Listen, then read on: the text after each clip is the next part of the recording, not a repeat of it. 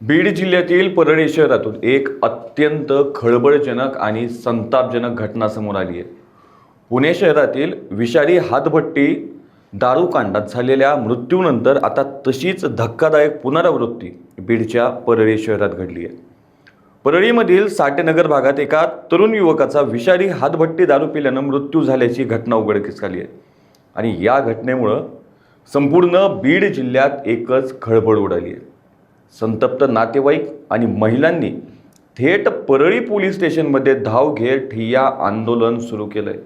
नमस्कार, मी बालाजी शिंदे आणि तुम्ही पाहताय लोकाशा टीव्ही। परळीतील साठेनगर भागातील नागरिकांनी दिलेल्या माहितीनुसार या परिसरात गेल्या अनेक महिन्यांपासून अवैध हातभट्टी दारूची विक्री उघडपणे सुरू आहे।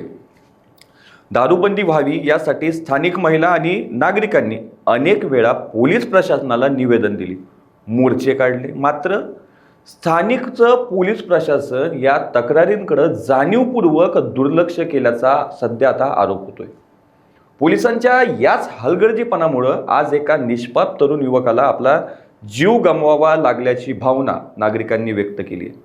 या तरुणाच्या मृत्यूला परळी पोलीसच पूर्णपणे जबाबदार असल्याची संतप्त प्रतिक्रिया देखील मृताच्या नातेवाईकांनी दिली आहे। पुण्यातील दुर्घटनेनंतर तिथल्या दारू विक्रेत्यांवर थेट सदोष मनुष्यवधाचा गुन्हा दाखल करण्यात आला। त्याच धर्तीवर परळीतील साठेनगर भागातील अवैध दारू विक्रेत्यांवरही सदोष मनुष्यवधाचा गुन्हा दाखल करण्यात यावा या मागणीसाठी साठेनगरमधील महिला आणि नागरिकांनी पोलीस स्टेशनमध्ये निवेदन दिलं आणि जोपर्यंत दोषींवर कडक कारवाई होत नाही आणि हा परिसर दारूमुक्त होत नाही तोपर्यंत मागे हटणार नसल्याचा पवित्रा आंदोलकांनी घेतला। साठेनगर भागातील नागरिकांनी अवैध दारू धंद्यांविरोधात वारंवार आवाज उठवला।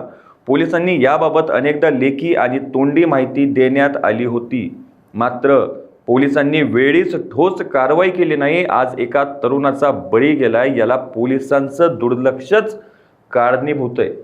दोषी दारू विक्रेत्यांवर मनुष्यवधाचा गुन्हा दाखल आता झालाच पाहिजे अशी मागणी आता परळीकरांनी केली आहे। अशाच ताज्या अपडेटसाठी लोकाशा टीव्हीला सबस्क्राईब करा आणि लाईक करायला विसरू नका।